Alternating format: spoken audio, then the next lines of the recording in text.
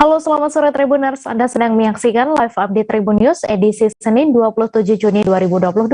Sore ini akan kami sajikan informasi teraktual dan menarik yang dilaporkan secara langsung oleh reporter lapangan kami. Bersama saya, Mesa Desirait, inilah live update selengkapnya. Massa dari Koalisi Masyarakat untuk Keadilan Adelina melakukan aksi demo di Kedutaan Besar Malaysia untuk Indonesia di Kuningan, Jakarta pada Senin 27 Juni. Mereka memprotes putusan Mahkamah Persekutuan Malaysia yang membebaskan Ambika, majikan atas kematian TKI Adelina Lisau. Pendiri LSM Perlindungan Pekerja Migran Indonesia Migran Care, Anis Hidayah yang merupakan bagian dari koalisi merasa khawatir atas putusan bebas ini.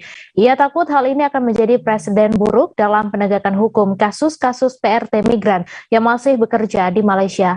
Untuk informasi selengkapnya akan disampaikan langsung oleh wartawan Tribun News, Mario Christian Sumampo yang kini sudah terhubung bersama kami. Silahkan Mario. Ya, terima kasih rekan Mei.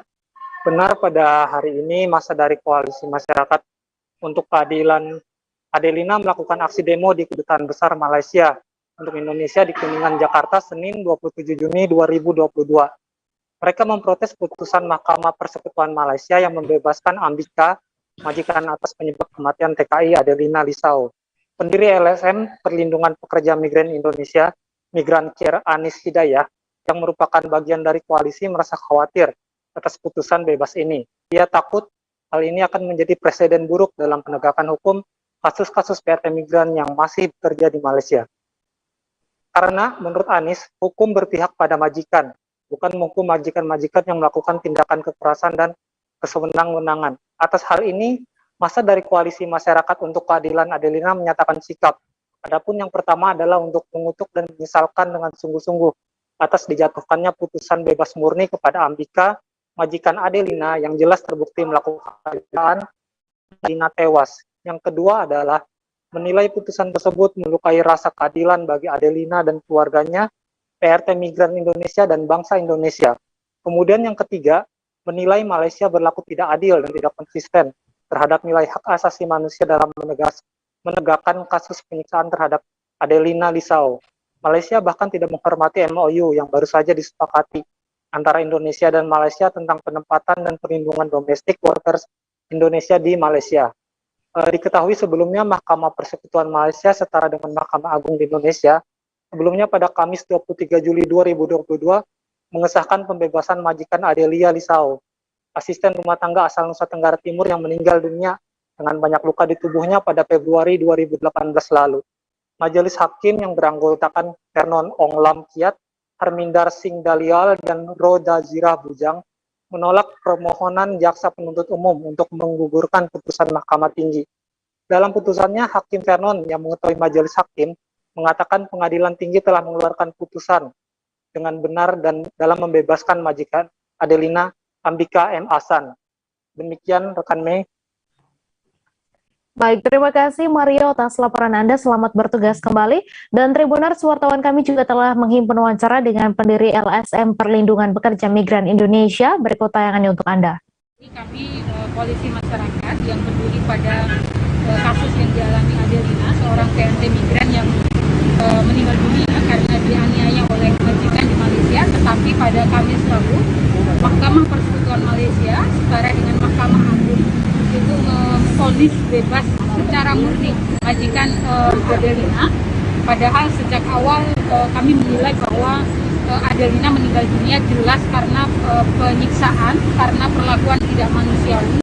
Bahkan selama bekerja dia tidak punya jam gitu ya, artinya hampir 18 jam makan tidak cukup.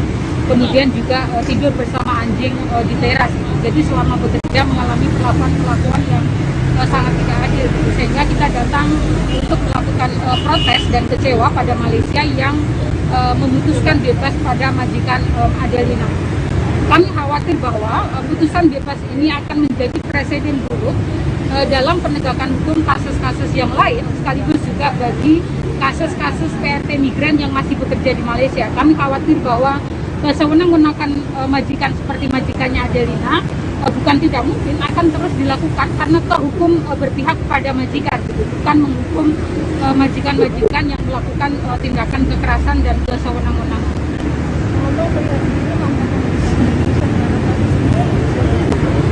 Sejak awal sebenarnya pemerintah sudah menyediakan pengacara, memberikan pendampingan hukum secara optimal, bahkan beberapa kali menggelar perkara dengan melibatkan organisasi masyarakat sipil ya, seperti kami juga teman-teman jaringan anti trafficking gitu ya di wilayah Nusa Tenggara Timur di mana Adelina berasal gitu ya. Jadi secara upaya hukum, bantuan hukum gitu ya, kemudian menyiapkan bukti dan lain sebagainya, kita lihat sudah cukup gitu. Saya melihat problem ini ada di struktural sistem. Jaksa Agung Republik Indonesia ST Burhanuddin mengumumkan 2 tersangka baru dalam dugaan kasus tindak pidana korupsi dalam pengadaan pesawat di PT Garuda Indonesia tahun 2011-2021. Kedua orang yang ditetapkan tersangka adalah Emir Syah Satar selaku mantan Direktur Utama PT Garuda Indonesia dan Direktur PT Mugi Rekso Abadi berinisial SS. Keduanya kini sedang menjalani masa penahanan terkait kasus korupsi yang ditangani oleh Komisi Pemberantasan Korupsi. Untuk informasi selengkapnya akan disampaikan langsung oleh wartawan Tribun News, Iqman Ibrahim yang kini sudah terhubung bersama kami. Silakan rekan Iqman. Benar rekan Mei, Jaksa Agung Senator Burhanuddin mengumumkan 2 tersangka baru dalam dugaan kasus tindak pidana korupsi dalam pengelolaan pengadaan pesawat PT Garuda Indonesia periode 2011-2021. Kedua tersangka itu adalah pertama Emir Syah Satar selaku ex-direktur utama PT Garuda Indonesia dan yang kedua adalah direktur PT Mugi Rekso Abadi bernama Sutikno Sudarjo.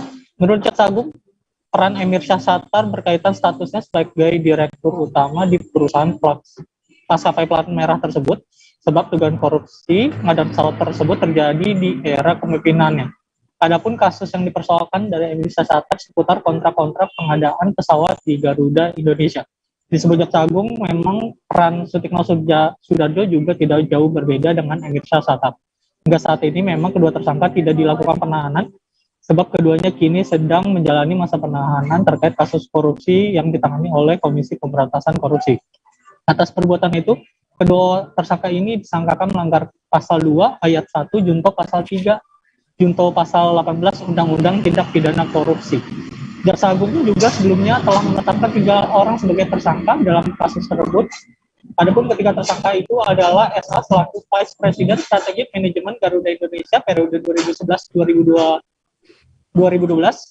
lalu AW selaku Executive Project Manager Aircraft Delivery Garuda pada periode 2009-2014, dan terakhir adalah AB selaku Vice President Treasury Management PT Garuda Indonesia periode 2005 sampai 2012. Demikian rekan Mei. Baik, terima kasih rekan Iqman atas laporan Anda, dan Tribuners wartawan kami juga telah menghimpun wawancara dengan Jaksa Agung RI. Berikut tayangannya untuk Anda. Tapi yang utamanya pada hari ini kami mendapat penyerahan hasil audit pemeriksaan kerugian negara PT Garuda senilai kalau di Indonesia kan 8,8 triliun. Itu kerugian disebutkan oleh negara. Kemudian kami juga menetapkan tersangka baru. Sejak ini tanggal 27 Juni 2022, Ambil Ekspor kami menetapkan 2 tersangka baru, yaitu ES selaku Direktur Utama PT Garuda. Yang kedua adalah SS selaku Direktur PT Mugi Rekso Abadi. Nanti silakan apa dan mengapanya silakan nanti bicarakan atau tanyakan kepada Direktur Pendidikan sambil sama-sama dengan Jaksa Agung Muda tidak pidana. Kedua orang tersangka ini disangkakan melanggar pasal 2 ayat 1 untuk pasal 3 untuk pasal 18 Undang-Undang Tindak Pidana Korupsi. Wali Kota Dumai, Faisal, mengikuti peringatan Hari Anti Narkotika Internasional atau HANI 2022 secara virtual bertempat di ruang rapat Wan Dahlan Ibrahim pada Senin 27 Juni. Pada acara peringatan HANI 2022 turut dihadiri perwakilan Polres Dumai, Kejari Dumai, BC Dumai, BNN Dumai, Ketua LAMR Dumai, Camat dan Lurah di Kota Dumai. Setelah mengikuti peringatan HANI 2022, Wali Kota Dumai, Faisal, mengajak segenap masyarakat Kota Dumai untuk ikut memerangi narkoba yang telah merusak bangsa dan negara serta generasi muda. Untuk informasi selengkapnya akan disampaikan langsung oleh wartawan Tribun Pekanbaru, Doni Kusuma Putra yang kini sudah terhubung bersama kami. Silakan Doni. Ya, terima kasih rekan Mai. Pada hari ini, tepatnya tadi pagi di rapat ruang Wan Dahlan Ibrahim, Forkopimda, yakni baik itu dari unsur kejaksaan, Polri, dan juga BNN, serta Wali Kota Dumai dari Pemko Dumai mengikuti kegiatan peringatan Hari Anti Narkotika Internasional yang dipusatkan di ruang rapat Wan Dahlan Ibrahim. Dan setelah mengikuti kegiatan tersebut, secara gamblang Wali Kota Dumai menyampaikan perang terhadap yang namanya narkoba, karena memang Kota Dumai merupakan salah satu pintu masuk narkoba, jaringan narkoba internasional, yakni dari Dumai berbatasan langsung dengan negara Malaysia. Oleh sebab itu, Wali Kota Dumai meminta kepada seluruh masyarakat yang terutama berada di pesisir pantai yang ada di Kota Dumai untuk ikut membantu dalam mencegah penyelundupan narkoba yang ada di melalui Kota Dumai. Karena memang sejognyanya itu narkoba itu tidak bisa ditangani hanya oleh penegak hukum saja. Namun masyarakat yang merupakan ujung tombak yang bisa dikatakan seperti itu harus ikut serta dalam memberantas peredaran narkoba.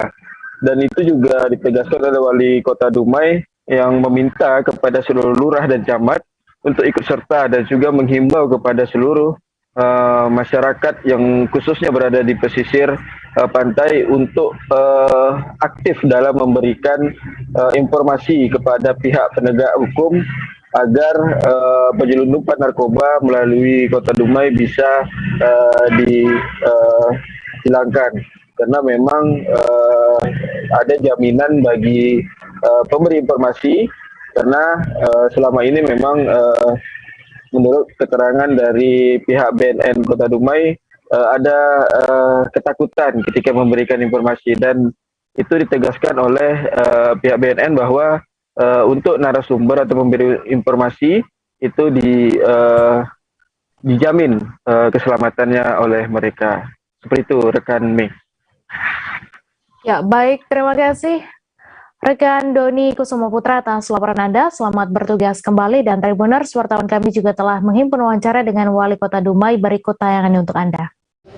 Mungkin harapan kita Pak terkait narkoba seperti apa? Bismillahirrahmanirrahim. Assalamualaikum warahmatullahi wabarakatuh. Dengan Hari Anti Narkoba Indonesia tahun ini, kami banyak berharap lah, karena kita tahu, kita sudah dengar Dumai ini pintu masuknya narkoba, dan kami yakin lah kerja BNN, kerja Kasat Narkoba dan Polres cukup luar biasa. Tapi memang jejaring cukup juga memang luar biasa. Jadi kita hari ini bagaimana menguatkan, mengedukasi dari anak-anak sekolah kita, SD, SMP, dan SMA, sehingga mereka tahu memang bahaya narkoba. Dan kami berharap dengan Kepala BNN, terus ini edukasi kepada sekolah terus kita giatkan, karena memang kita mencegah preventif dari awal, ini hal yang luar biasa. Sambil nanti dari BNN dan Polres, dari Kasat Narkoba, bagaimana merantas narkoba sampai titik akar. Mungkin kepada masyarakat di pesisir nih Pak, yang mungkin sangat rentan nih Pak ya dipengaruhi. Itu seperti apa langkah kita nih Pak dari Pemko Dumai sendiri? Narkoba ini memang barang yang luar biasa. Memang kalau udah dia terkena sekali, memang agak susah kita untuk mencegahnya.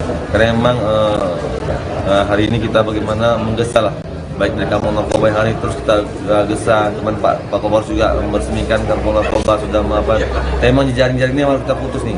Kami berharap banyak dari Kapolres dan jajaran bagaimana memberantas sampai akarnya. Karena kami yakin kalau ini berantas dan beri sanksi yang tegas, insya Allah ini akan jauh berkurang. Dan kita tidak boleh pesimis, harus optimis.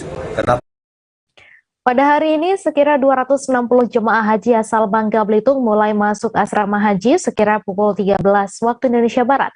Dari total 260 calon jemaah haji yang masuk asrama haji hari ini, berasal dari kota Pangkal Pinang, Bangka Barat, Belitung, dan Belitung Timur.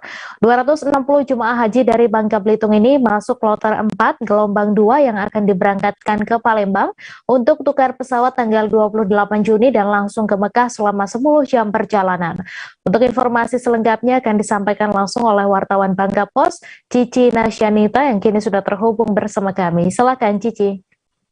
Baik, rekan Ning, saya informasikan kepada Tribuners, memang hari ini ada 258 calon jemaah haji yang sudah tiba di asrama haji dan 2 orangnya adalah petugas asrama haji. Jadi ada 260 calon jemaah haji yang besok akan berangkat ke Tanah Suci dan akan dilepaskan langsung oleh penjabat Gubernur Ridwan Jamaluddin sekira jam 6 waktu Indonesia Barat, dan waktu jam 8 pagi akan segera diberangkatkan ke Palembang. Kemudian akan menunggu selama 4 jam di Palembang dan akan tukar pesawat, baru kemudian menuju Mekah sekira perjalanan 10 jam perjalanan. Jadi diperkirakan calon jemaah haji kloter 4 gelombang 2 ini akan tiba di Mekah sekira jam 7 malam waktu Arab Saudi. Kemudian juga disusul pada tanggal 28 Juni ada sekira 230 calon jemaah haji yang akan masuk asrama haji dan akan diberangkatkan pada kloter 5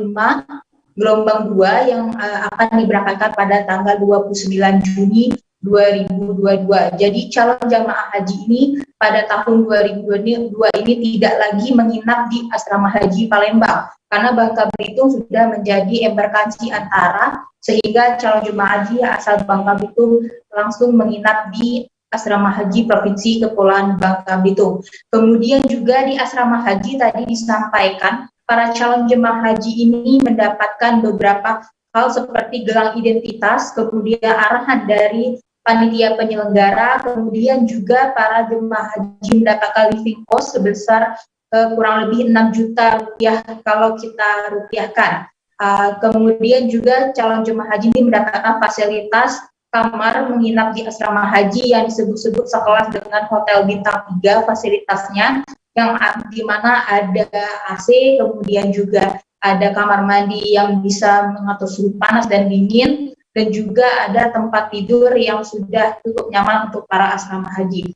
Kemudian tadi di lokasi juga para pengantar dan para jemaah haji terlihat ya saling bersalam-salaman dan juga berpelukan karena sudah diantarkan ke asrama haji. Namun pengantar hanya bisa sampai di depan pagar asrama saja karena sudah diamankan dan sudah dilakukan sterilisasi untuk para jemaah haji. Jemaah haji juga di asrama dilakukan pemeriksaan oleh pihak KKP yang dimana untuk menentukan nanti kelayakan terbangnya, dan tentu saja karena masih pandemi COVID-19 PCR negatif menjadi syarat untuk melakukan penerbangan. Dan juga wanita pada usia subur itu akan dilakukan tes kehamilan karena sesuai dengan ketentuan dari Kementerian Agama ada rentang wanita hamil itu bisa berangkat yakni minimal 17 minggu dan juga 27 minggu maksimal untuk waktu kehamilannya.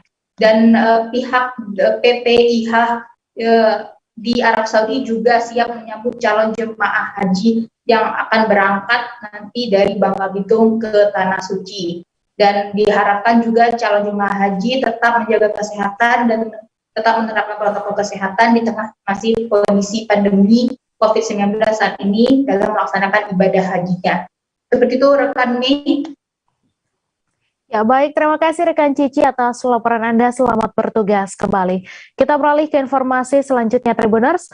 Bus rombongan calon jemaah haji Merangin mengalami kecelakaan yaitu terperosok di Jalan Lintas Jambi, Sarolangun. Insiden yang terjadi pada Minggu 26 Juni itu dialami bus Hino Family Raya berplat BH 7057FU. Adapun lokasi musibah ini terjadi di Desa Aur Gading, RT 4, Kecamatan Batin, Kabupaten Batanghari, Provinsi Jambi. Bus membawa puluhan calon jemaah haji tersebut dikendarai oleh Maris, warga Kecamatan Bangko, Kabupaten Merangin. Untuk informasi selengkapnya akan disampaikan langsung oleh wartawan Tribun Jambi, Musawira, yang kini sudah terhubung bersama kami. Silakan Musawira. Ya, baik, terima kasih rekan Mei. Diinformasikan bahwa telah terjadi kecelakaan tunggal di Kabupaten Batanghari, tepatnya di jalan lintas Jambi menuju Sarawlangun, ataupun tepatnya di Desa Aur Gading, RT 04, Kecamatan Batin 4, Kabupaten Batanghari. Baik, dalam kecelakaan tunggal ini mengakibatkan satu bus yang tergabung dalam yang rombongan dari Kabupaten Merangin membawa calon jemaah haji mengalami kecelakaan sekira pukul 8:30 pada Minggu tanggal 26 Juni 2022 kemarin.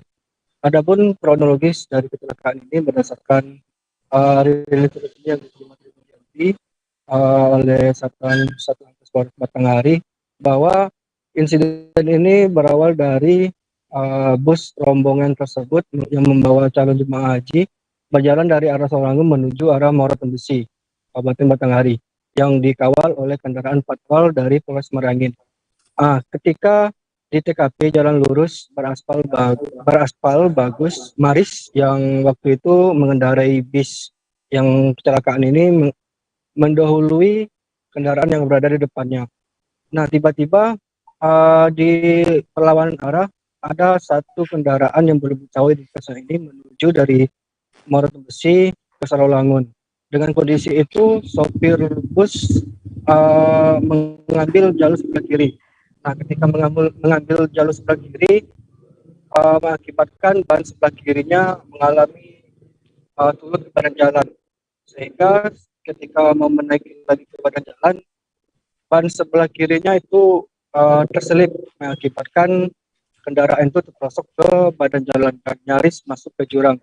Dan diketahui rombongan ini hendak menuju ke asrama haji Kota Jambi yang berada di Kota Jambi, yang juga dikawal oleh patwal dari Polres Merangin. Nah, setelah kejadian ini, puluhan calon jemaah haji yang terlibat dalam insiden itu diistirahatkan di suatu Masjid Baitur Rahman di Desa Gading untuk menunggu jemputan dari bis lain dari Kota Jambi, sehingga perjalanan ini dilanjutkan kembali ke asrama haji Kota Jambi.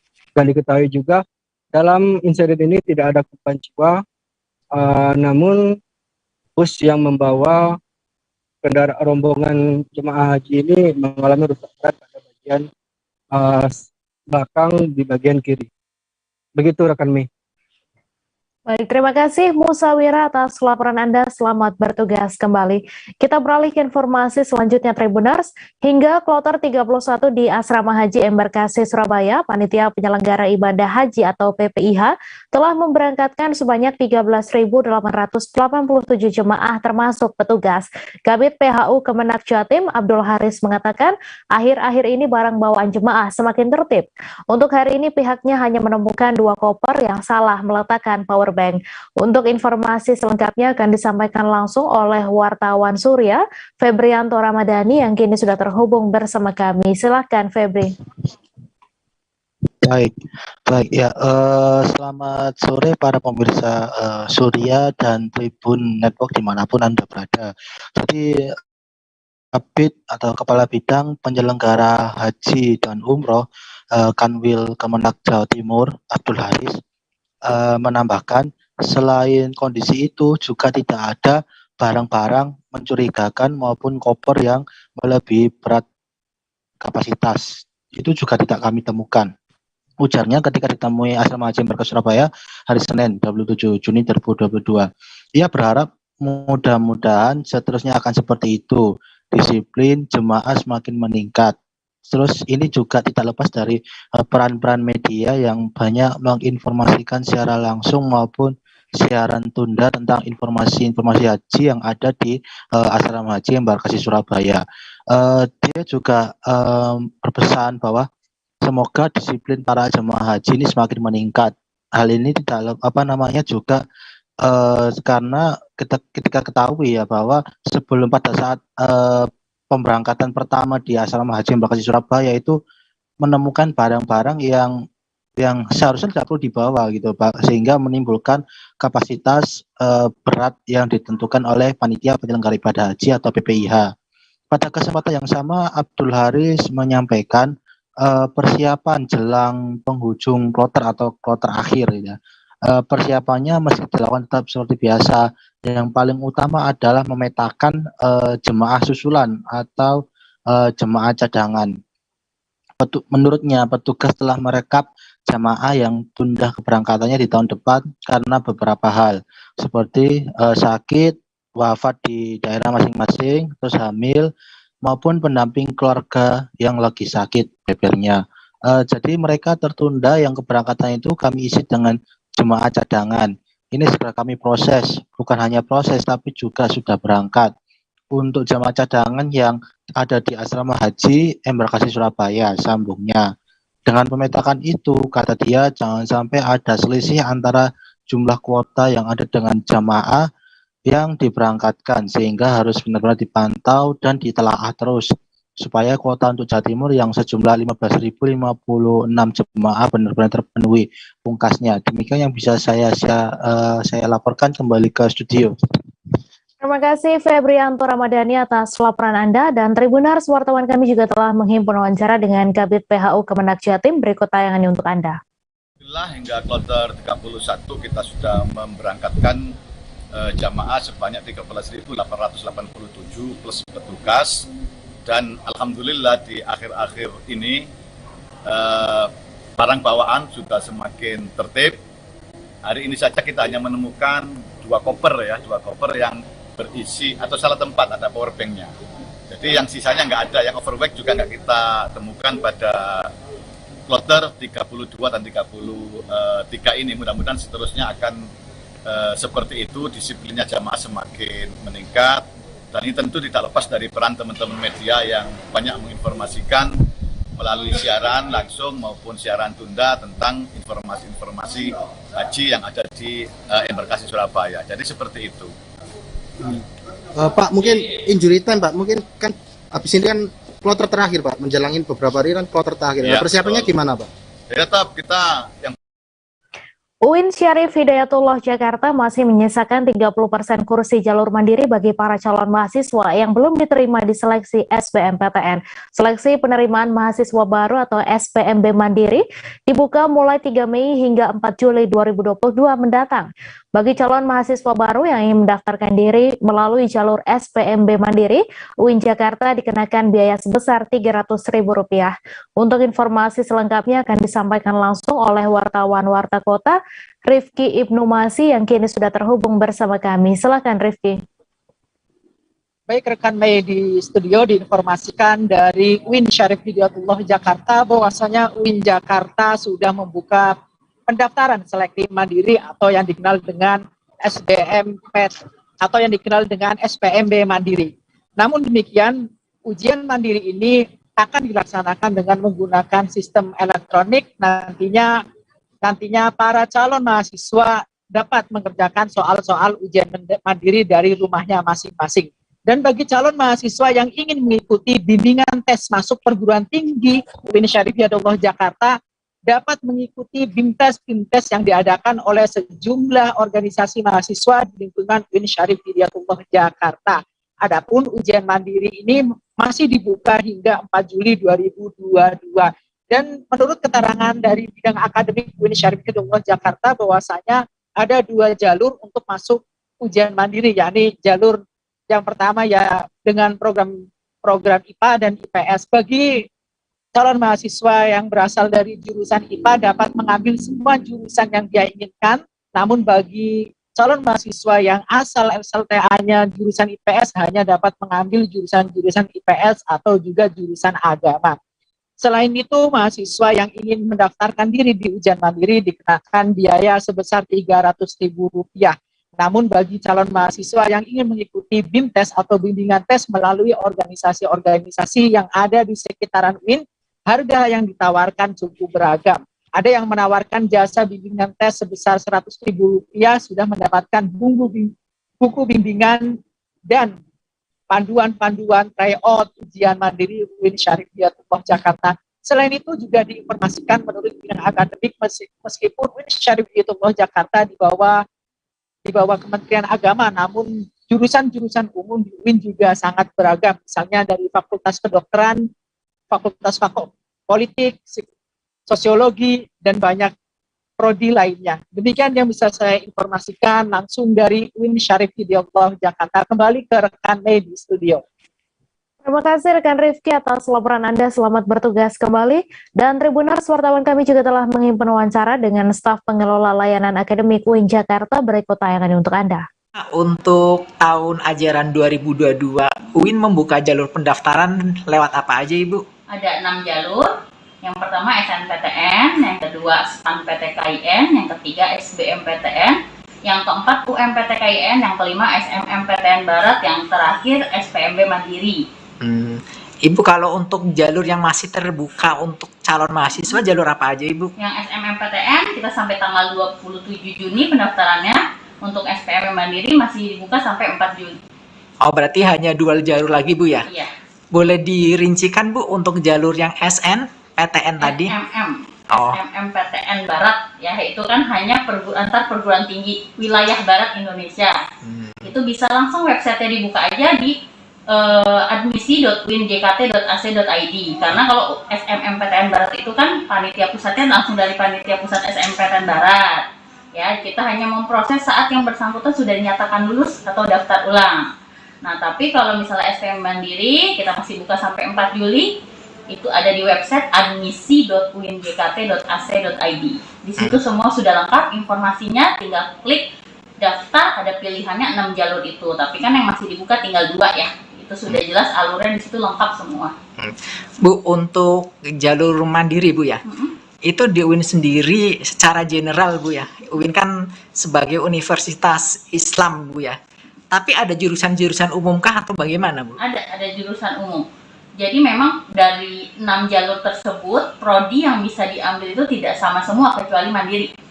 Jadi seperti SNPTN, SBMPTN, dan SMMPTN Barat itu hanya hanya prodi-prodi umum. Kalau misalnya jalur STAN-PTKIN, UMPTKIN itu prodi-prodi agama dan pendidikan. Partai Buruh dan sejumlah serikat buruh hari ini Senin 27 Juni mendaftarkan permohonan gugatan judicial review Undang-Undang Nomor 13 Tahun 2022 tentang pembentukan peraturan perundang-undangan atau P3 di Gedung Mahkamah Konstitusi Jakarta Pusat.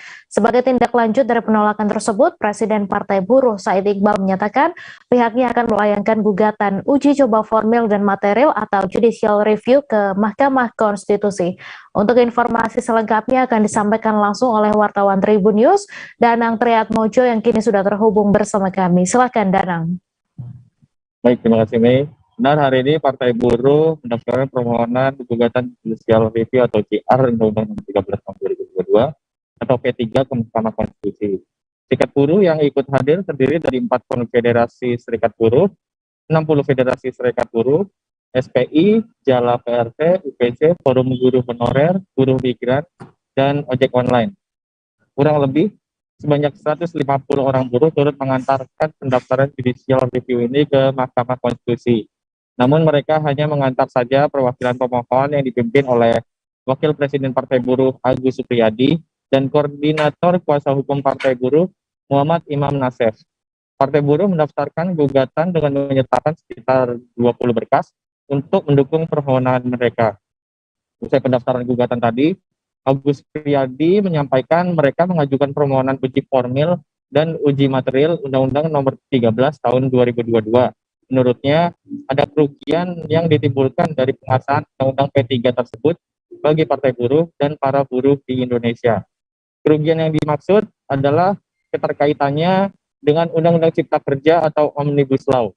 Kerugian tersebut terdapat dalam pasal 64, di mana disebutkan bahwa peraturan perundang-undangan bisa dibuat secara omnibus. Maksud dari gugatan terhadap Undang-Undang P3 ini adalah diharapkan jika MK membatalkan revisi atau Undang-Undang P3, maka akan berimplikasi pada pembentukan Undang-Undang Cipta Kerja yang akan jadi inkonstitusional lantaran tak lagi memiliki dasar hukum terkait metode pembuatan regulasi yang menghimpun sejumlah aturan atau Omnibus Law. Dalam petitumnya tadi, Partai Buruh berharap MK membatalkan Undang-Undang Nomor 13 Tahun 2022 tentang Peraturan Pembentukan Perundang-undangan dan Undang-Undang Nomor 11 Tahun 2020 tentang Cipta Kerja. Demikian rekan Mi. Baik, terima kasih Danang atas laporan Anda dan Tribuners. Wartawan kami juga telah menghimpun wawancara dengan Wakil Presiden Partai Buruh. Berikut tayangannya untuk Anda. Tanggal 27 bulan Juni 2022 kami dari Partai Buruh mengajukan uji materi dan formil terhadap Undang-Undang Nomor 13 Tahun 2022 tentang peraturan pembentukan perundang-undangan atau yang kita kenal P3. Jadi karena salah satunya undang-undang ini yang kalau kita lihat di Undang-Undang Nomor 11 Tahun 2012 tentang P3, terus ada perubahan sekarang menjadi Undang-Undang Nomor 13 2022, ini kita melihat ada kerugian buat kami khususnya Partai Buruh beserta buruh di Indonesia karena menyangkut ada keterkaitannya dengan Undang-Undang Cipta Kerja atau Omnibus Law. Jadi undang-undang inilah yang kita waktu itu lakukan uji materi. Kita meminta supaya yang pertama Undang-Undang Cipta Kerja menjadi inkonstitusional. Yang kedua kita juga meminta bahwa Undang-Undang Cipta Kerja untuk khususnya klaster tenaga kerjaan dia terpisah, jangan disatukan dengan undang-undang yang lain atau kita kenal Omnibus Law. Nah, dengan munculnya Undang-Undang Nomor 13 2022 tentang Undang-Undang P3 ini menjadi kerugian karena salah satunya ada di pasal 64 yang di situ menyebutkan peraturan perundang-undangan bisa dibuat secara Omnibus Law. Nah, ini yang menjadi keberatan buat kami dari Partai Buruh. Puluhan warga dan aparat Polres Sika berjibaku mengevakuasi pohon tumbang di ruas Jalan Jenderal Sudirman, Kelurahan Wayoti, Kecamatan Alok Timur, Kabupaten Sika pada Minggu 26 Juni. Proses evakuasi itu menggunakan mesin gergaji pohon atau senso. Beberapa warga juga menggunakan parang dan gerobak agar mempercepat waktu evakuasi. Yohanes Jo, warga Kelurahan Wayoti mengatakan puluhan warga langsung mendatangi lokasi untuk memotong batang pohon yang menimpal badan jalan. Untuk informasi selengkapnya akan disampaikan langsung oleh wartawan Tribun Flores, Arnold Welianto yang kini sudah terhubung bersama kami. Silakan rekan Arnold. Ya, baik Mei dan juga Tribuners dimanapun berada dapat saya laporkan dari Kabupaten Sika, Flores, Nusa Tenggara Timur. Memang benar Mei dan juga Tribuners, tepatnya pada hari Minggu kemarin, sebuah pohon yang berada di Jalan Jenderal Sudirman, Kelurahan Alok Timur tumbang dan menutup badan jalan utama, dan lokasi itu merupakan jalan utama akses warga dari kota maupun dari desa.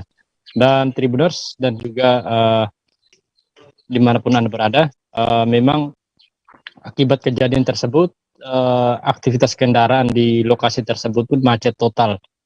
Selang beberapa jam kemudian warga dan aparat kepolisian dari Polres Sika bergotong royong untuk mengevakuasi pohon tersebut sehingga aktivitas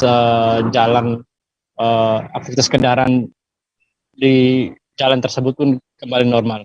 Warga dan aparat kepolisian menggunakan mesin pemotong untuk mengevakuasi pohon tersebut. Demikian, Mei. Baik, terima kasih Arnold atas laporan Anda. Selamat bertugas kembali. Gelaran Musabakah Tilawatil Quran atau MTQ ke-7 tingkat Provinsi Kalimantan Utara resmi ditutup pada Minggu 26 Juni. Ajang tahunan kali ini dirasa spesial karena dapat diselenggarakan secara langsung.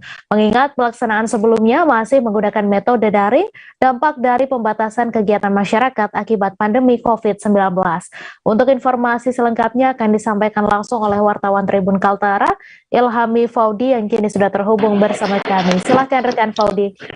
Baik rekan Mei dan Tribuners, dapat dilaporkan bahwa kegiatan MTQ ke-7 tingkat Provinsi Kaltara resmi ditutup oleh pihak Kanwil Kemenak Kaltara, di mana Kabupaten Bulungan keluar sebagai juara umum dengan meraih poin terbanyak di antara kafilah atau kelompok lainnya yang berlomba di MTQ ke-7 kali ini.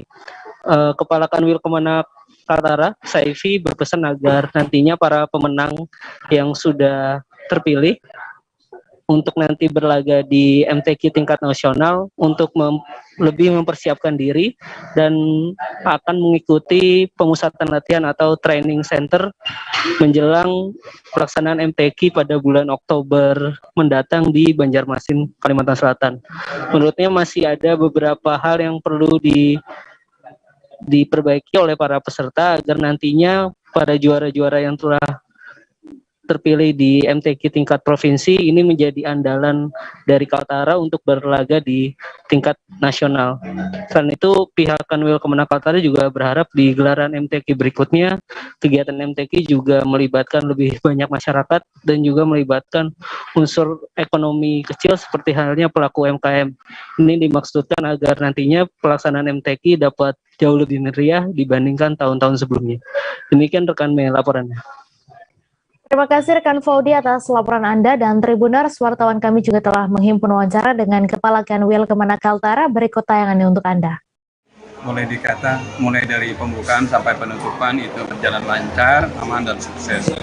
Yang kedua, kita juga mengucapkan selamat kepada para pemenang yang nantinya akan mewakili Kalimantan Utara untuk tingkat nasional bulan Oktober di Banjarmasin.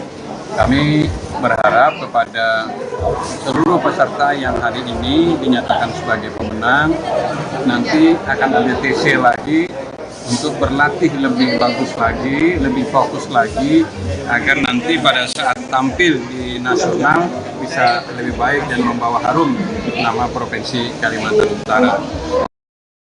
Penjualan sapi menjelang Hari Raya Idul Adha semakin meningkat. Seperti pada Minggu 26 Juni di Rakas Farm Kendari, terdapat 5 kelas sapi yang dijual.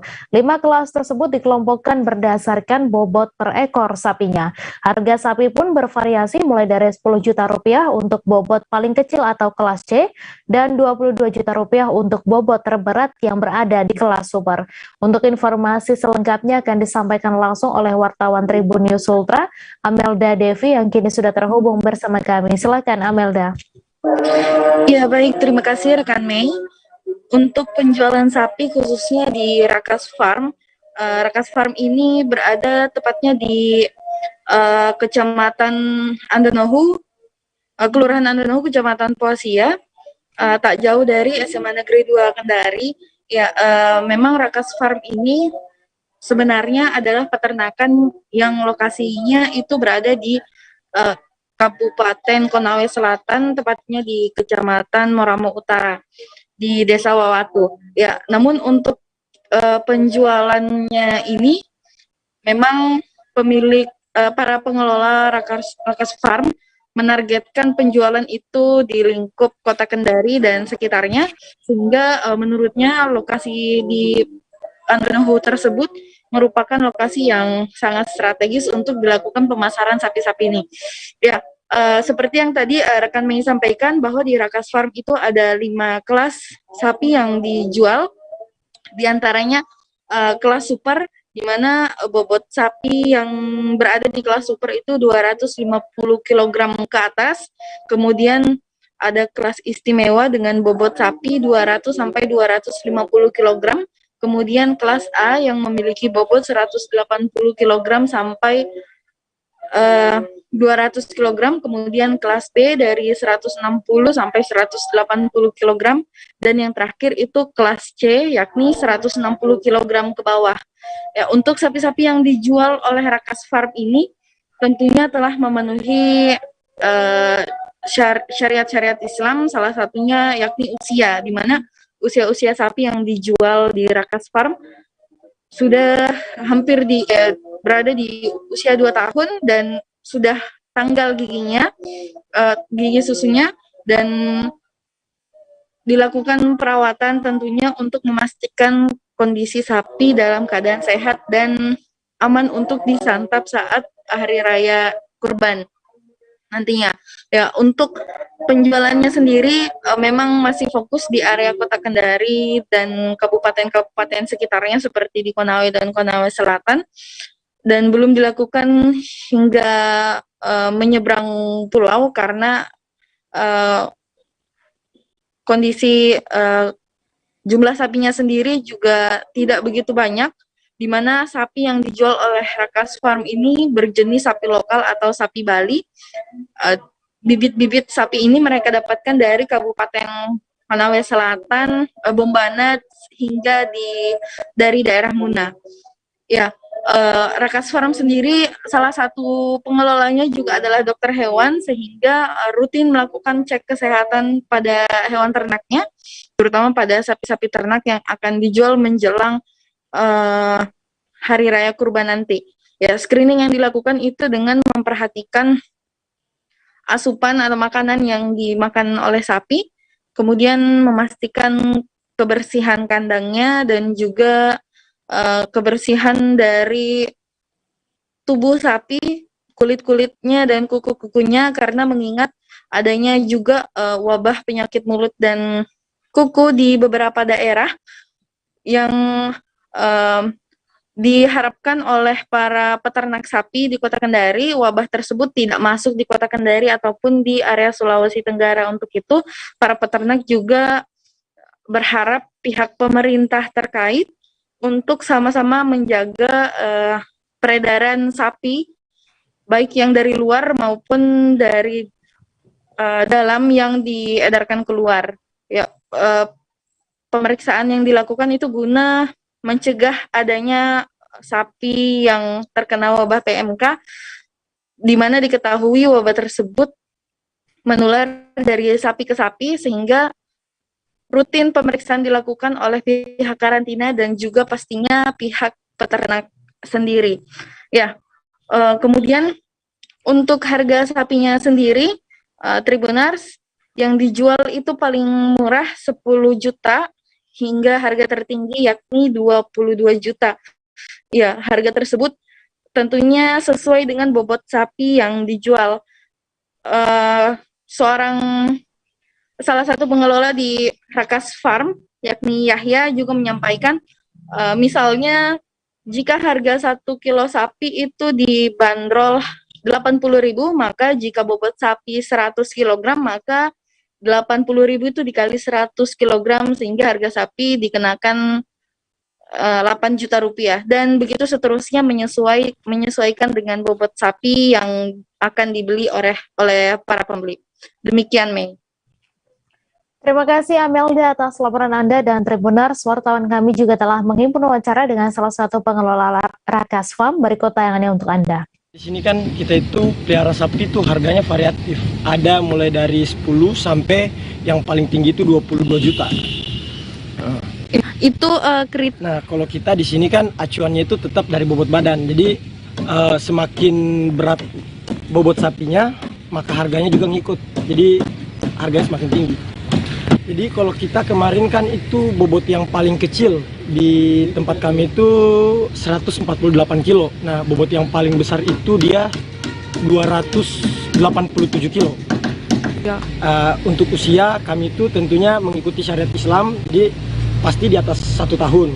Kemudian jantan, ini semuanya alhamdulillah di atas 1 tahun, sudah pada ganti gigi, layaklah buat kurban. Jadi kalau untuk sapi-sapi kami di sini, kita memang itu di sini kan kami itu kayak mencoba berusaha untuk beternak sapi. Jadi ini sapi-sapi yang memang berasal dari peternakan kami. Kami ada peternakan di Moramo sana. Terjadi kecelakaan lalu lintas jalan jurusan Ruteng Cancar, Kecamatan Ruteng, Kabupaten Manggarai, Nusa Tenggara Timur, dan menyebabkan 2 orang meninggal di tempat pada Minggu siang. Korban 2 orang yaitu FJ, berusia 20 tahun, selaku pengendara motor yang merupakan warga Kelurahan Wai Belang, serta NJ berusia 4 tahun yang dibonceng pengendara dan meninggal dunia di tempat kejadian. Untuk informasi selengkapnya akan disampaikan langsung oleh wartawan Tribun Flores, Charles Abar, yang kini sudah terhubung bersama kami. Silahkan Charles. Oke, baik rekan Mei dan sahabat Tribuners dimanapun berada. Ya benar, kemarin sekitar pukul 14.58 waktu Indonesia Timur telah terjadi kecelakaan maut yang menewaskan 2 bonceng dari pengendara sepeda motor itu meninggal di tempat. Ya, adapun kejadian ini terjadi di Langkas, Langkas Desa Pemurung, Kecamatan Ruteng, Kabupaten Manggarai. Korban lain dari kecelakaan ini, adapun korban-korban dari kecelakaan ini yaitu IJ berumur 20 tahun, asal Kampung Pinggong, Kelurahan Babelang, Kecamatan Ruteng, Kabupaten Manggarai. Sementara korban lain yang meninggal di tempat dari kejadian maut ini yaitu anak berusia 4 tahun yang berinisial NJ, yang merupakan keponakan dari IJ sendiri yang memang mengalami tewas di tempat pada saat kejadian. Ya. Sementara pengendara sepeda motor sendiri yaitu FJ umur 20 tahun tidak terjadi apa-apa dalam kecelakaan maut ini.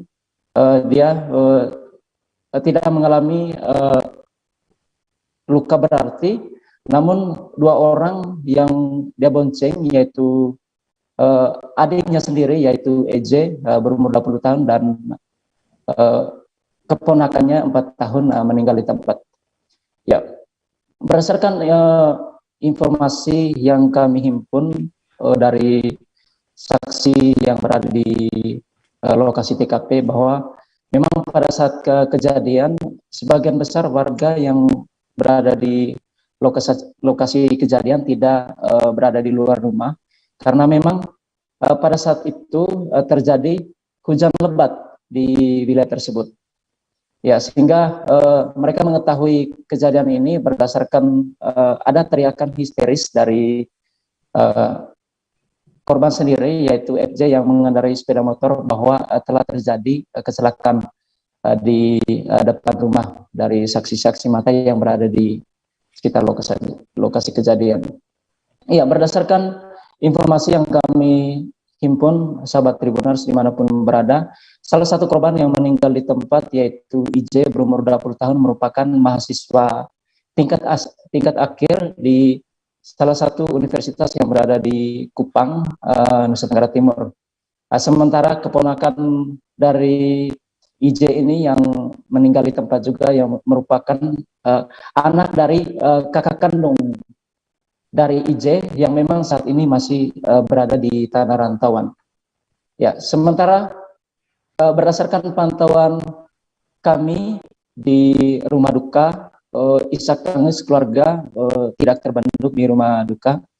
Beberapa kerabat juga keluarga sudah memadati rumah duka yang berada di Pinggong, Kelurahan Babelang, Kecamatan Ruteng, Kabupaten Manggarai. Berdasarkan pantauan kami juga di rumah duka pada hari ini pada pukul 10.30 waktu Indonesia Timur, nampak Bupati Manggarai Heribertus Geraldus Lajunabit melayat di rumah duka yang berada di Kampung Pinggong. Ya, sementara adapun penyebab dari kecelakaan ini, sahabat Tribuner, berdasarkan keterangan dari Kasubag Humas Polres Manggarai yaitu Imade Budiarsa menyampaikan bahwa kejadian ini akibat kecepatan yang tinggi, sementara jalan pada saat itu dalam kondisi licin, sehingga Kabid Humas Imade Budiarsa menjelaskan bahwa pada saat kejadian korban yang meninggal di tempat mereka jatuhnya ke sebelah kiri, sementara yang mengendarai sepeda motor jatuhnya ke sebelah kanan. Ya, sementara pada saat dua korban ini yang meninggal di tempat jatuh di sebelah kiri, ada truk yang lewat dari sebelah barat menuju ke Kota Ruteng itu dalam kecepatan tinggi juga, sehingga terjadi kejadian di situ menggilas 2 korban kecelakaan ini yang meninggal di tempat. Ya. Sementara pelaku sendiri yang berinisial YCG merupakan pengendara dump truck, dia merupakan warga asal Meler Desa Melar, Kecamatan Ruteng, Kabupaten Manggarai. Saat ini YCG yang merupakan pengemudi dump truck sudah diamankan oleh pihak kepolisian Manggarai untuk dilakukan penindakan hukum lebih lanjut. Ya, demikian rekan Mei. Terima kasih Charles atas laporan Anda. Selamat bertugas kembali. Seorang ayah di Garut tega meruda paksa anak kandungnya sendiri yang masih di bawah umur hingga hamil. Pelaku berinisial AS, warga Kecamatan Cisompet, Kabupaten Garut, Jawa Barat. Kapolres Garut AKBP Werdanto Hadi Caksono mengatakan pelaku menjalankan kelakuan bejatnya itu sebanyak 6 kali. Modus yang dilakukan tersangka dengan mengaku mimpi berhubungan badan bersama almarhum istrinya yang sudah meninggal 6 tahun yang lalu. Untuk informasi selengkapnya akan disampaikan langsung oleh wartawan Tribun Jabar, Sidki Al-Ghifari yang kini sudah terhubung bersama kami. Silakan Sidki. Baik, selamat sore Mei, selamat sore rekan Tribunas dimanapun Anda berada. Setelah terjadi peristiwa roda paksa di Kabupaten Garut, tepatnya di Kecamatan Cisompet ya, ini dilakukan oleh seorang ayah terhadap anaknya sendiri yang masih di bawah umur berusia 15 tahun. Ini kejadian ini sudah dilakukan Mei sejak Januari 2022.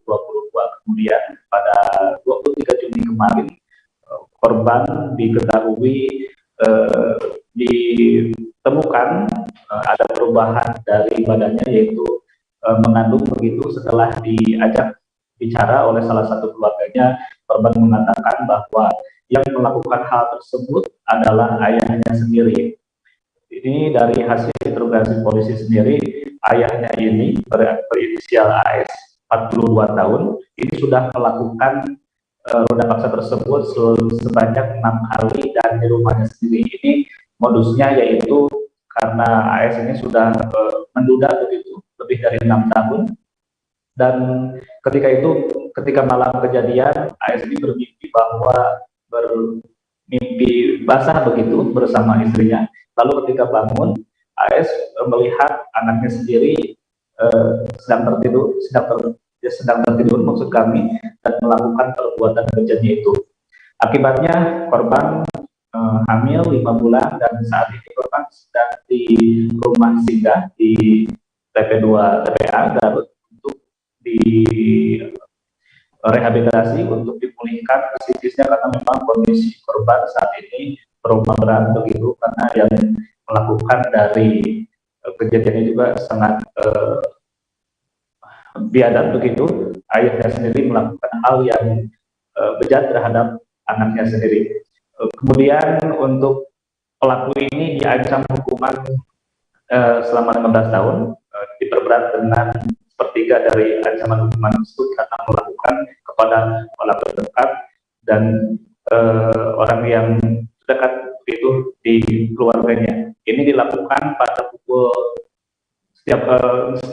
selama 6 kali itu dilakukan pada dini hari pukul 1.30 dan sebanyak 6 kali. Kemudian Mei, ada beberapa hal yang perlu disampaikan oleh polisi saat ini, bahwa memang mengimbau kepada semua pihak untuk menjaga kondusivitas di Kabupaten Garut, masuk akhir-akhir ini di Kabupaten Garut marak kejadian-kejadian roda paksa yang dilakukan oleh oknum-oknum masyarakat itu sendiri. Baik Mei, sekian. Baik, terima kasih Sidki atas laporan Anda. Selamat bertugas kembali. Kita beralih ke informasi selanjutnya, Tribuners.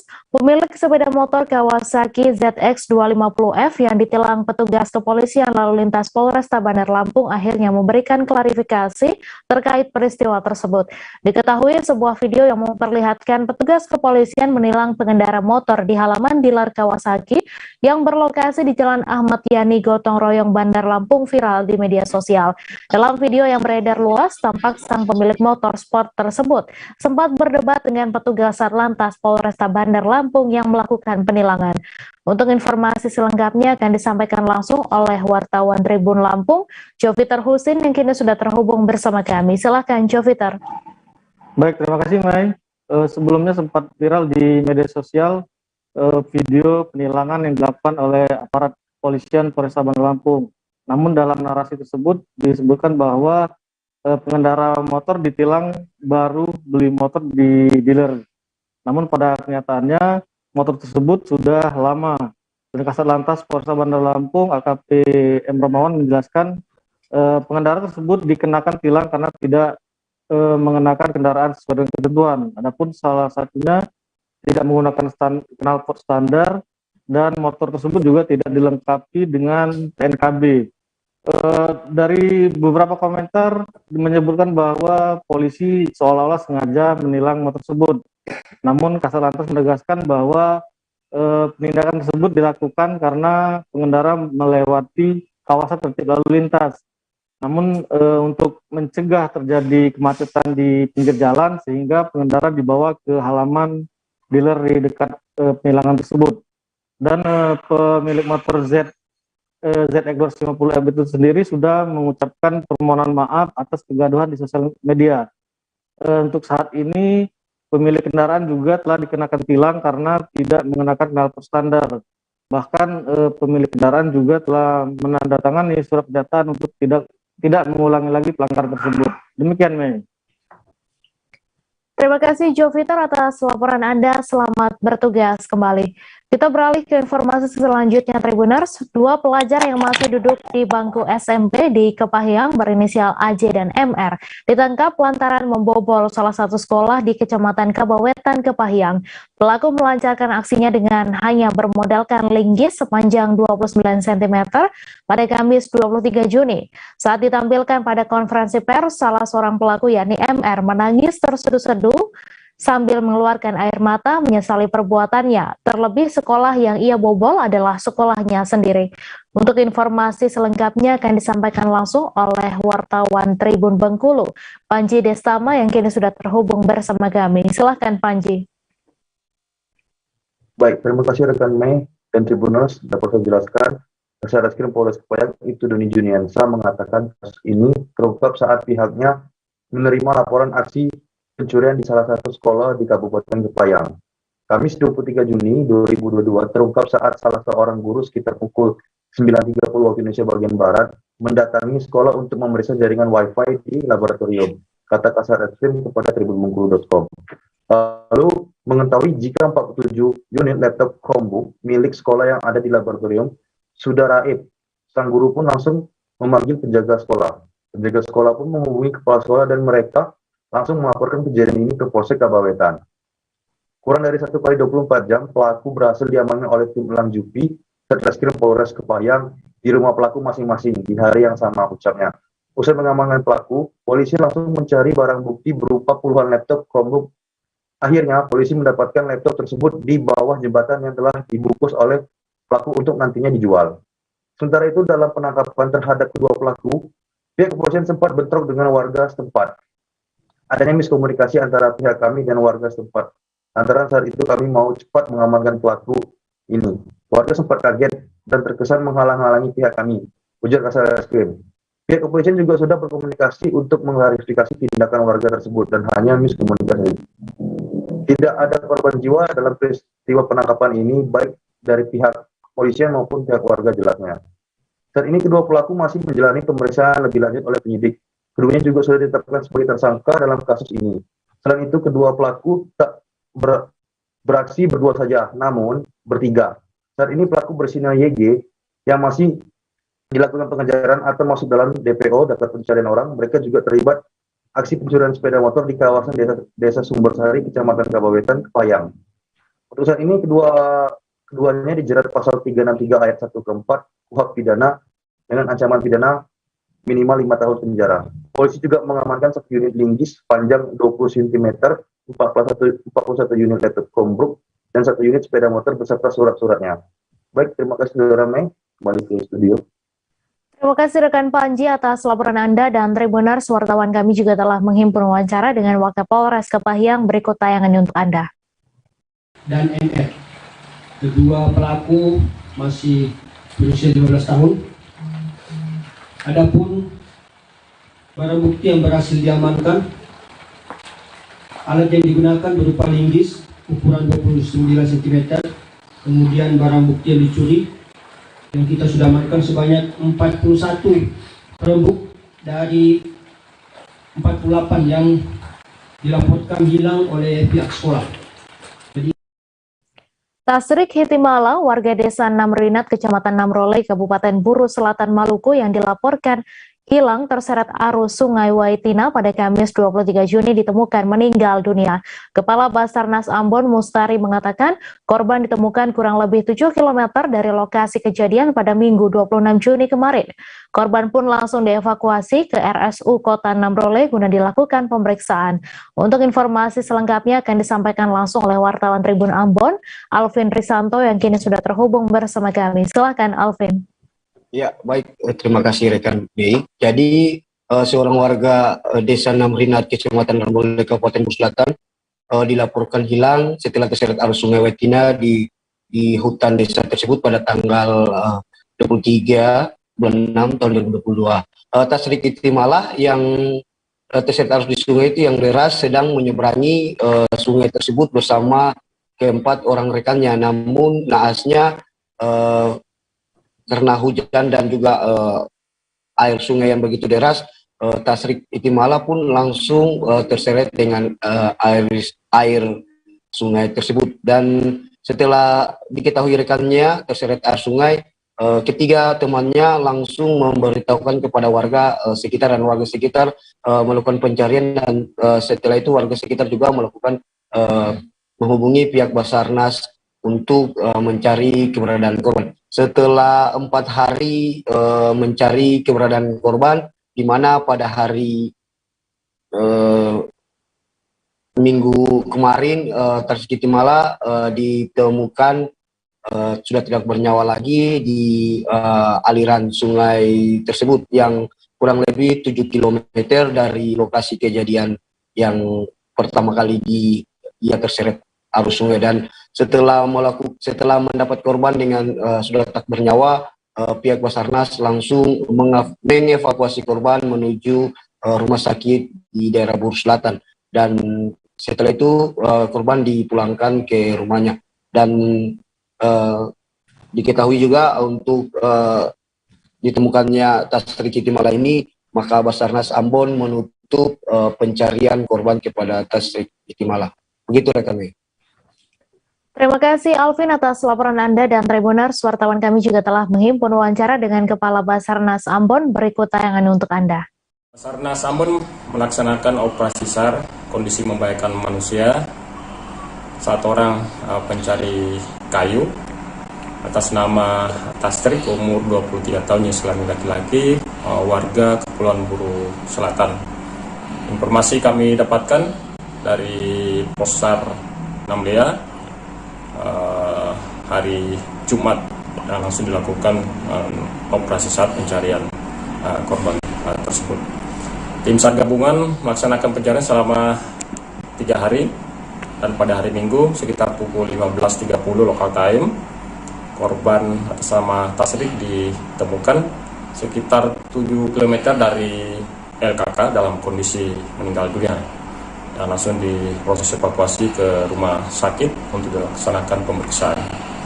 Dengan ditemukannya korban, operasi SAR dinyatakan selesai dan semua unsur kembali ke satuan masing-masing. Demikian.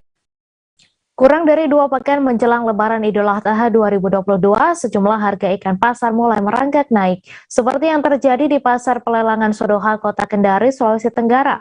Meski kenaikan sejumlah ikan tersebut tidak begitu signifikan, namun banyak warga berharap agar harga ikan tak melambung tinggi jelang sepekan. Misalnya saja jenis ikan rumah-rumah yang kini dapat dijumpai seharga Rp65.000 per kilo, di mana sebelumnya ikan ini berada di kisaran harga Rp55.000 per kilogram. Untuk informasi selengkapnya akan disampaikan langsung oleh wartawan Tribun News Ultra, Husni Hussein, yang kini sudah terhubung bersama kami. Silakan Husni. Ya, baik rekan media studio, dapat saya laporkan bahwa memang betul jelang kurang dari 2 pekan Lebaran Idul Adha 2022, harga ikan di Pelelangan Pasar Sodoha, Kota Kendari, Provinsi Sulawesi Tenggara, berdasarkan pantauan kami di lapangan pada hari Minggu kemarin, memang kenaikan harga ikan kita dapat jumpai saat itu Namun walaupun demikian, harga ikan yang naik juga tidak begitu signifikan. Betul apa yang seperti yang disampaikan Mei, bahwa memang walaupun harga yang tidak begitu signifikan, namun tetap warga yang kami temui dan menghimpit naik, pengunjung di Pasar Sodoha Kota Kendari ini tetap ramai dikunjungi warga. Demikian rekan Mei di studio. Baik, terima kasih Husni Husen atas laporan Anda. Selamat bertugas kembali. Kita beralih ke informasi selanjutnya, Tribuners. Pertandingan Arema FC, Persik Kediri, dan Rans Nusantara bersama Ronaldinho bertajuk Trofeo Meet the Star di Stadion Kanjuruhan pada Minggu 26 Juni malam berlangsung seru. Dalam laga tersebut, Persik Kediri keluar sebagai juara pertama, sedangkan Arema FC menjadi juara kedua.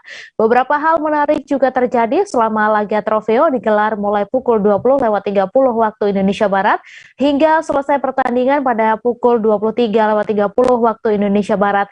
Dihadiri puluhan supporter yang menyaksikan di Stadion Kanjuruhan Malang, pertandingan berlangsung sengit meski hanya laga hiburan. Untuk informasi selengkapnya akan disampaikan langsung oleh wartawan Surya Malang, Erwin Wicaksono, yang kini sudah terhubung bersama kami. Silakan Erwin.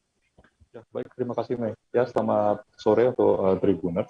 Ya, memang baru saja kemarin baru digelar sebuah trofeo dengan tajuk Meet the Star yang dihadiri oleh bintang sepak bola dunia, yakni Ronaldinho, yang langsung berkunjung ke Kabupaten Malang untuk berlaga di ajang trofeo yang diikuti oleh 3 klub, yakni Arema FC, Rans Nusantara, dan Persik Kediri.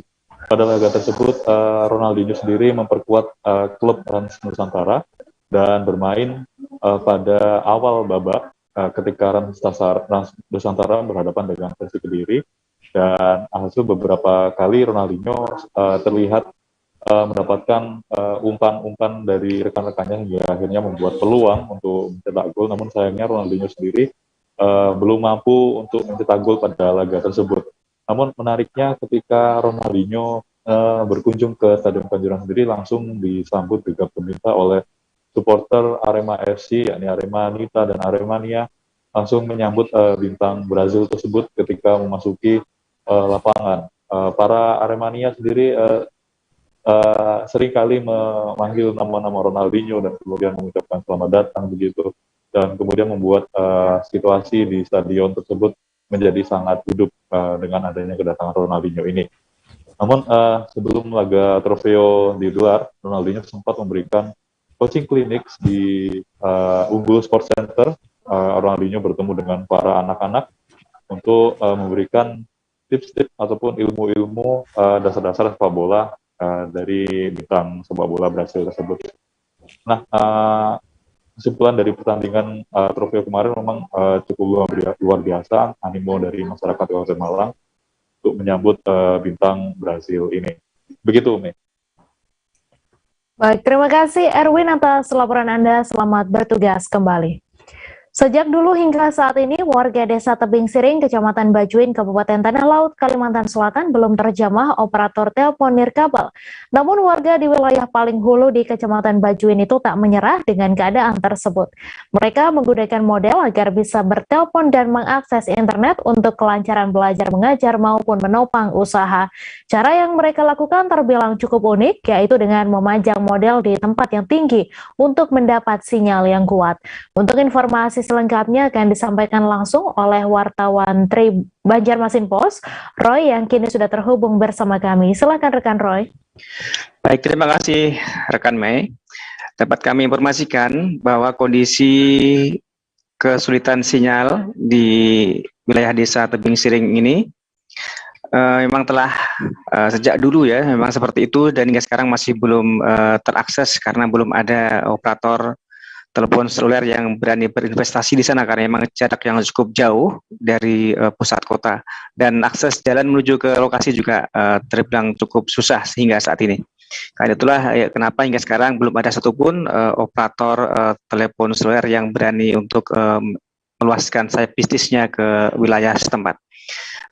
Namun karena kondisi sekarang bahwa aktivitas kehidupan dan juga terutama belajar mengajar terutama sejak adanya pandemi COVID-19 yang menuntut akses internet terutama untuk anak-anak sekolah, sehingga ketika itulah mulai muncul secara meluas di kalangan masyarakat setempat untuk menggunakan dalam hal ini modem ya, kan Mei bukan model tapi modem, untuk membantu anak-anak mereka untuk mengerjakan soal karena saat pandemi tentu pelajaran banyak dilaksanakan secara daring. Jadi mereka membeli modem berukuran kecil ya, berukuran sekitar 4 kali 2 cm, yang itu juga ada power di situ yang bisa dicas ketika habis powernya, dan di situ juga ada dipasang SIM card dari telepon seluler tertentu, karena setelah mereka coba tidak semua operator seluler bisa baik sinyal di situ, dan hanya satu jenis yang bisa yang sudah mereka coba, hanya satu jenis yang bisa mereka gunakan dan mendapatkan sinyal yang cukup baik. Jadi dengan cara itulah mereka bisa mengakses internet untuk anak-anak mereka dan juga untuk tentunya menopang aktivitas usaha mereka.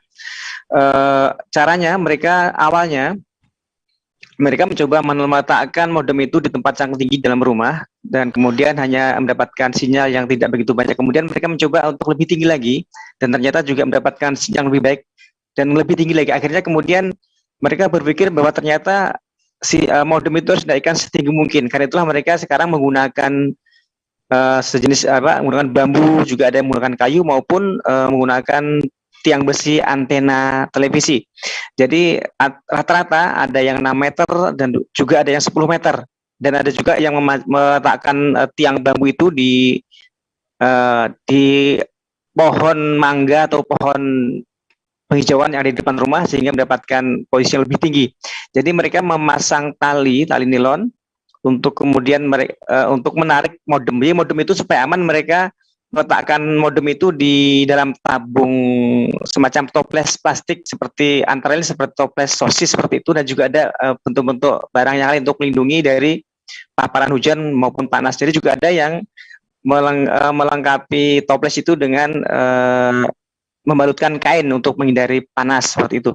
Jadi pagi-pagi sekitar pukul 8 biasanya mereka menarik modem itu ke atas seperti layaknya orang menarik sangkar burung begitu, dan mereka turunkan ketika power sudah melemah sekitar 5 jam. Jadi kemudian mereka cas lagi.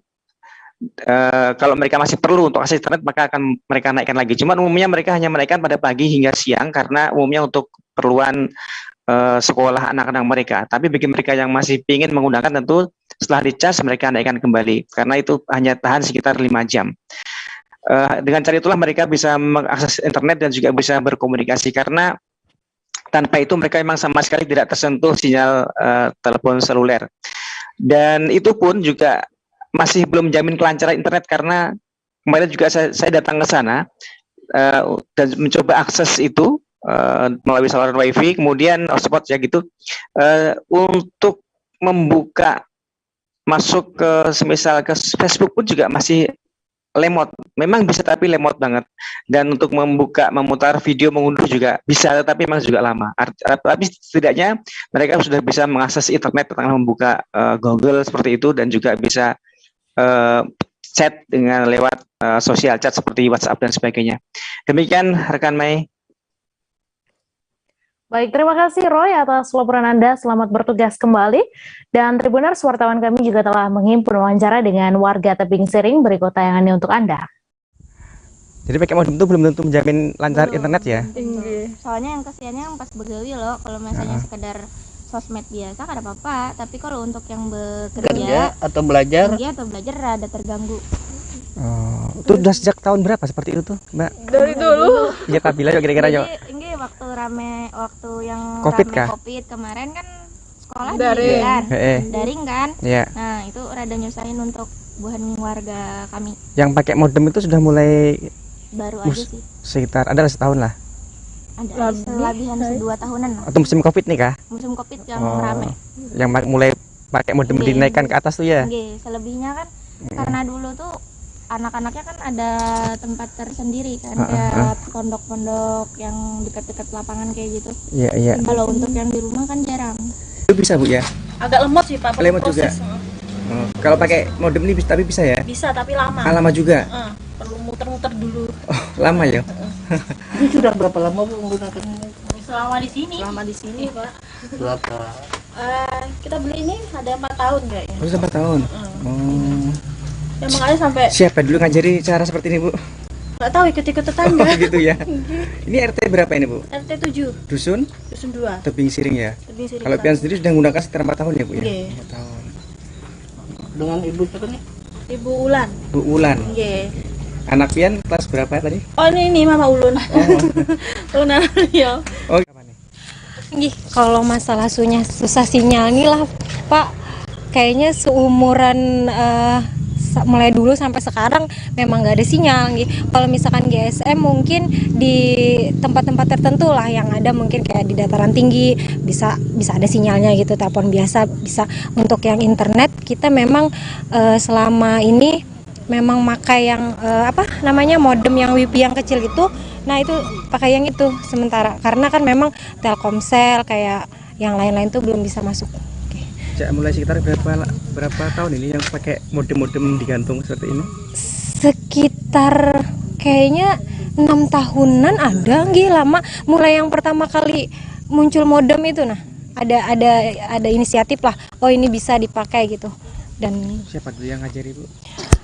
Kalau yang ngajari mungkin harga sapi kurban di Kabupaten Kutai Timur mengalami peningkatan drastis menjelang Hari Raya Idul Adha 1443 Hijriah. Andi Arham, pemilik UD Karya Sejahtera, membenarkan adanya peningkatan harga yang sangat tinggi pada sapi-sapi yang ia jual hingga mencapai 3 juta rupiah. Arham yang sudah berjualan sapi sejak tahun 2008 tersebut menyebut bahwa tahun ini sapi yang ia jual berada di rentang harga 18 juta hingga 25 juta rupiah.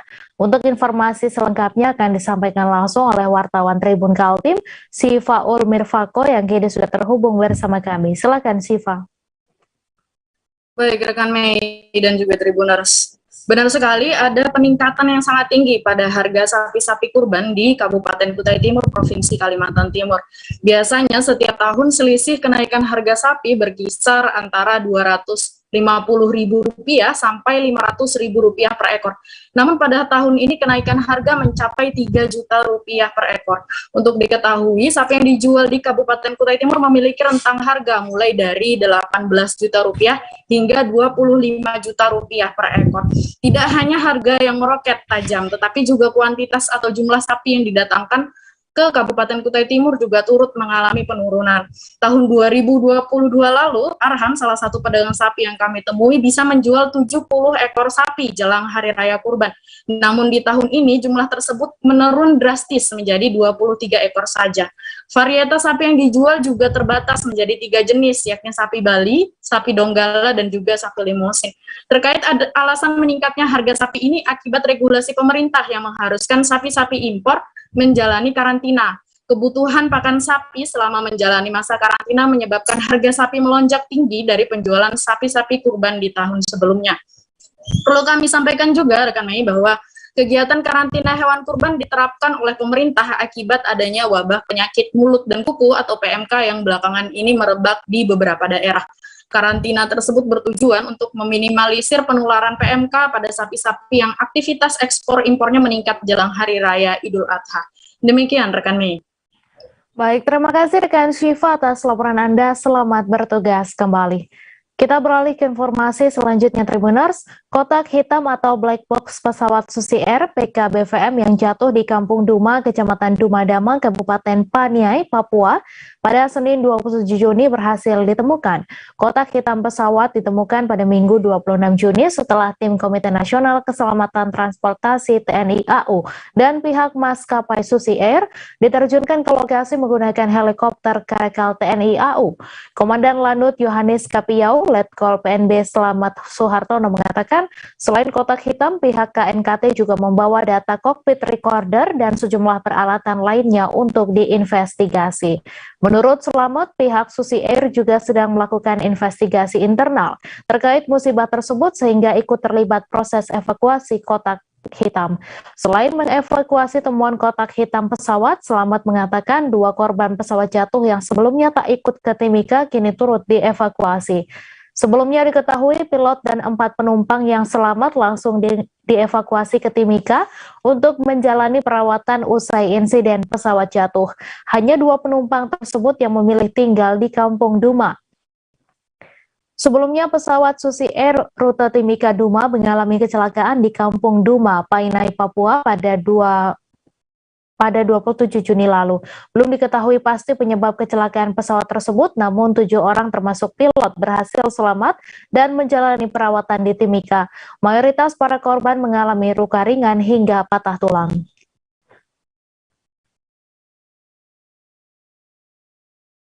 Koalisi Masyarakat untuk Keadilan Adelina mendesak pemerintah Indonesia melayangkan nota protes diplomatik yang keras atas putusan Mahkamah Persekutuan Malaysia yang membebaskan majikan Adelina Lisau.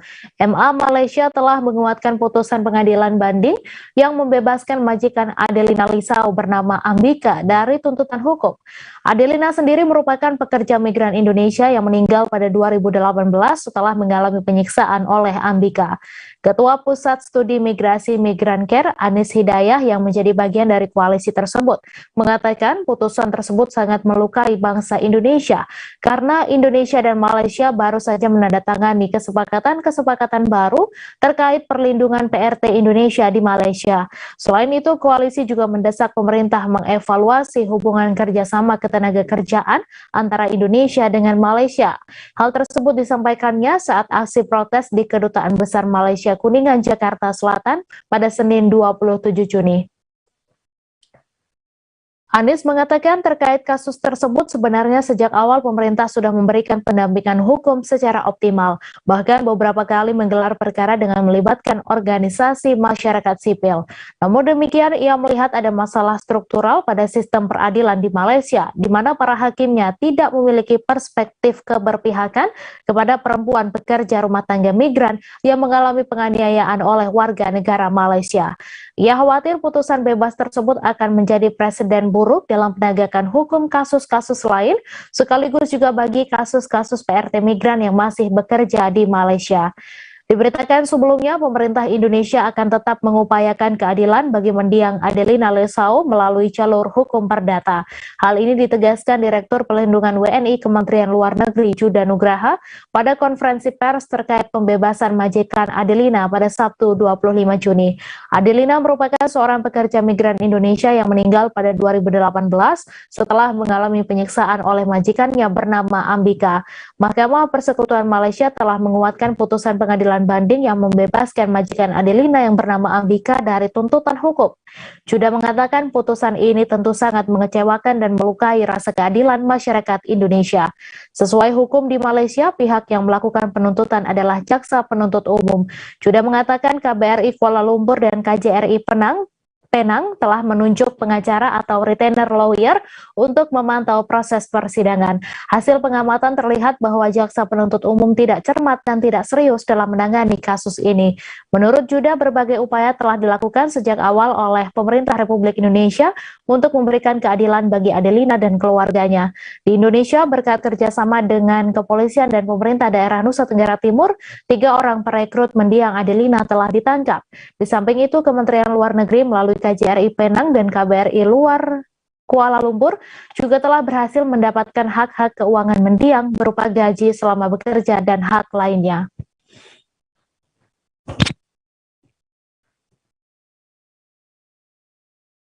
Aksi seorang ibu membawa poster bertuliskan "Tolong, anakku butuh ganja medis" viral di media sosial.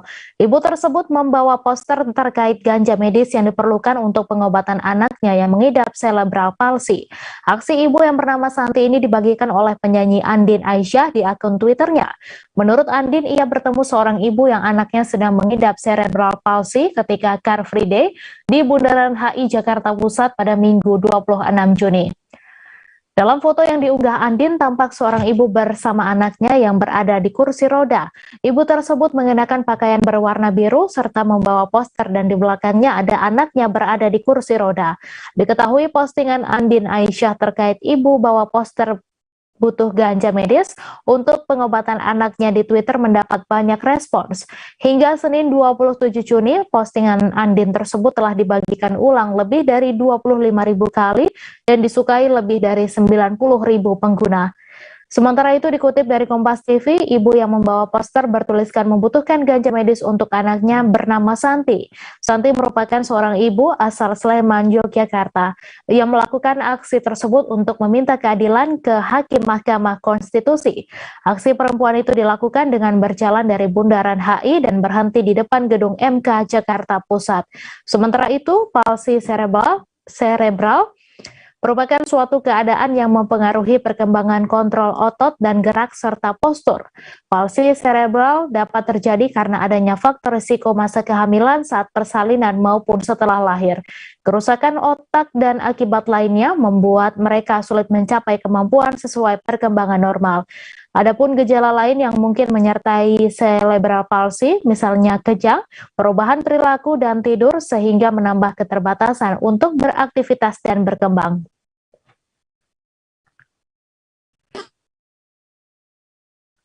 Ketua Umum Partai Nasdem Surya Paloh mengusulkan duet pemersatu bangsa, yakni Gubernur DKI Jakarta Anies Baswedan dan Gubernur Jawa Tengah Ganjar Pranowo sebagai Capres dan Cawapres pada Pilpres 2024.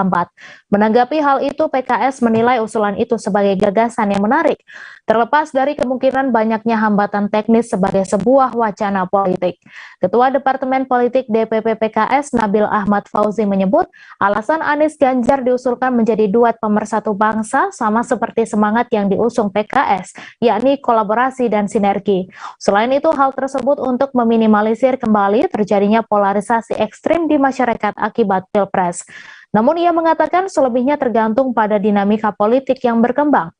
Nabil Ahmad Fauzi juga menyebut hal ini masih sangat dinamis lantaran setiap partai akan memiliki banyak aspek untuk dipertimbangkan selain aspek sang kandidat. Adapun Surya Paloh mengakui dirinya telah mengusulkan skema Capres dan Cawapres duet kepada Presiden Joko Widodo. Ia berharap sosok pemimpin yang menggantikan Presiden Jokowi nanti bisa menghilangkan polarisasi. Surya Paloh mengapresiasi munculnya usulan duet seperti Anies Baswedan, Puan Maharani, Ganjar Pranowo, Anies Baswedan, hingga Prabowo Subianto, Muhaimin Iskandar. Surya Paloh juga menegaskan dirinya tak punya kepentingan lain dalam Pilpres 2024 selain menghilangkan polarisasi. Ia juga berharap bisa turut berkontribusi dalam menghilangkan polarisasi yang belakangan kental terasa.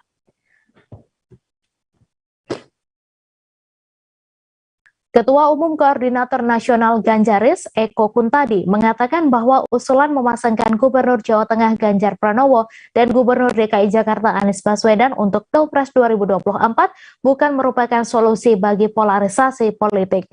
Eko menyinggung soal politik identitas yang menurutnya tak sesuai dengan ide menduetkan kedua tokoh tersebut. Adapun usulan duet yang disebut pemersatu bangsa ini disampaikan oleh Ketua Umum Partai Nasdem Surya Paloh. Eko mengatakan usulan Surya Paloh seperti meminta Ganjar Pranowo mencuci tangan Anies dari kotornya politik identitas. Menurut Eko, usulan tersebut bukanlah jalan keluar dari polarisasi politik. Eko menuturkan apabila Nasdem ingin Indonesia terhindar dari politik identitas dan ingin menjauhi politisasi agama pada Pilpres 2024, maka pelakunya yang harus disingkirkan, bukan malah dipasang-pasangkan dengan tokoh yang menurutnya selama ini menentang perilaku seperti itu. Eko mengatakan rekam jejak Anies dalam mengeksploitasi politik identitas pada Pilkada Jakarta 2017 jangan sampai terulang pada Pilpres 2024, terlebih dengan menyandingkan dengan tokoh lain. Sebagaimana diketahui, wacana duet pemersatu bangsa antara Gubernur DKI Jakarta Anies Baswedan dan Gubernur Jawa Tengah Ganjar Pranowo di Pilpres 2024 mengemuka di kalangan masyarakat. Wacana itu muncul setelah diusulkan Ketua Umum Partai Nasdem Surya Paloh. Merespons munculnya wacana tersebut, Ketua DPC PDIP Solo, FX Hadi Rudiatmo alias Rudi menegaskan partainya masih menunggu keputusan resmi dari Ketua Umum Megawati Soekarno Putri. Menurut Rudi, siapa calon yang nantinya akan diusung PDIP pada Pilpres 2024, semuanya merupakan keputusan mutlak Ketua Umum PDIP. Sementara itu, secara terpisah, Gubernur Jawa Tengah Ganjar Pranowo saat menghadiri acara peringatan Bulan Bung Karno di CFD Solo, menanggapi santai wacana duet pemersatu bangsa yang diusulkan Surya Paloh tersebut. Dengan nada candaan, Ganjar lebih memilih duet bersama sang istri Siti Atikoh. Informasi tadi sekaligus menutup perjumpaan kita dalam live update hari ini. Jangan lupa saksikan informasi terbaru lainnya hanya di kanal YouTube Tribun Network. Saya Mesa Desirait beserta kru yang bertugas pamit. Terima kasih dan sampai jumpa.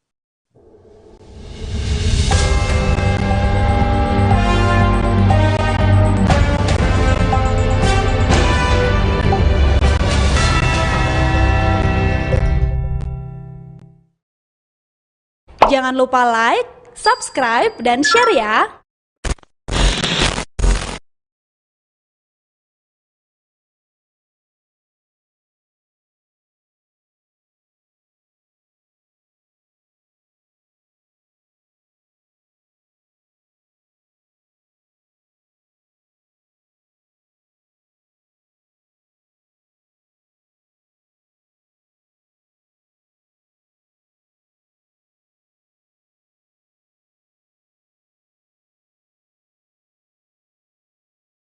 Good time. Diperkaya Choco Chips berkualitas. Ini kita memasuki gunung wisata Gunung Halimun Salak nih. Iya.